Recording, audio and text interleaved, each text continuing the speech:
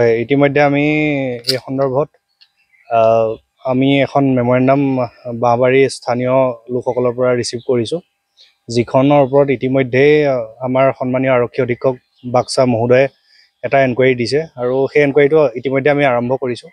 আমি যিকেইজন কালি 3জন ল'ৰা, তেওঁলোককো মই নিজে ব্যক্তিগতভাৱে তেওঁলোকৰ লগত কথা বতৰা পাতিছোঁ আৰু যিকেইজনৰ ওপৰত অভিযোগ উত্থাপন হৈছে বেআইনীভাৱে তেখেতক প্ৰহাৰ কৰা বুলি, তেখেতৰো মই ইতিমধ্যেই তেওঁলোকৰ লগতো কথা পাতিছোঁ আৰু আমি ঘটনা সন্দৰ্ভত যিটো এনকুৱাৰী আমি কৰিব লাগে সেইটো আমি সম্পূৰ্ণ নিষ্ঠাপূৰ্ণভাৱে আমি সেইটো কৰি গৈ আছোঁ আৰু এনকুৱাৰীৰ পিছত আমি গম পাম আচল প্ৰকৃত ঘটনাটো কি হৈছিলে বা কি, আৰু যদি কোনোবা আমাৰ দায়ী হয় এই ক্ষেত্ৰত তেতিয়া তেওঁৰ ওপৰত আমি আৰক্ষী বিভাগৰ ফালৰ পৰা নিশ্চয় একশ্যন হ'ব।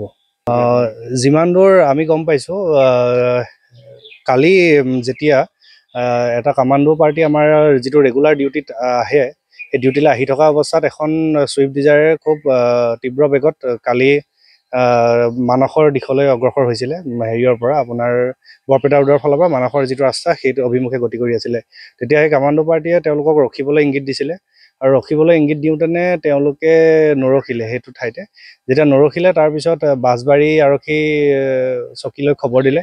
তেতিয়া বাঁছবাৰী আৰক্ষী চকীৰ ভাৰপ্ৰাপ্ত বিষয়াই নিজৰ আৰক্ষী দল লৈ পেলাইনি তেওঁলোকক ধৰিবলৈ চেষ্টা কৰিলে, ৰখাব চেষ্টা কৰিলে। তেতিয়া তেওঁলোক নৰখি আৰু বেগাই গুচি গ'ল। তেতিয়া দুয়োটা মানে কামাণ্ডো পাৰ্টিটো আৰু বাঁছবাৰী আৰক্ষী চকীৰ আৰক্ষী বিষয়াই তেওঁলোকক ৰখাবলৈ সক্ষম হয় আৰু ৰখোৱাৰ পিছত থানালৈ লৈ আনে আৰু যি আমি আৰক্ষী বিভাগৰ যিটো আমাৰ প্ৰচিডিউৰ আছে মেডিকেল কৰাই পেলাইনি আমি যিহেতু তেওঁলোক নিচাসক্ত অৱস্থাত আছিলে, আটাই 3জন যুৱকৰে নিচাসক্ত অৱস্থাত পোৱা গৈছিলে, গতিকে যিহেতু নিচাসক্ত অৱস্থাত তেওঁলোকক আমি গাড়ী চলাই যাব আৰক্ষীয়ে দিব নোৱাৰে কেতিয়াও, তেওঁলোকক ৰাতি বহুৱাই থোৱা হ'ল থানাত আৰু নিচা ফটাৰ পিছত প্ৰপাৰ মেডিকেল কৰাই তেওঁলোকক ঘৰলৈ যাব দিয়া হ'ল।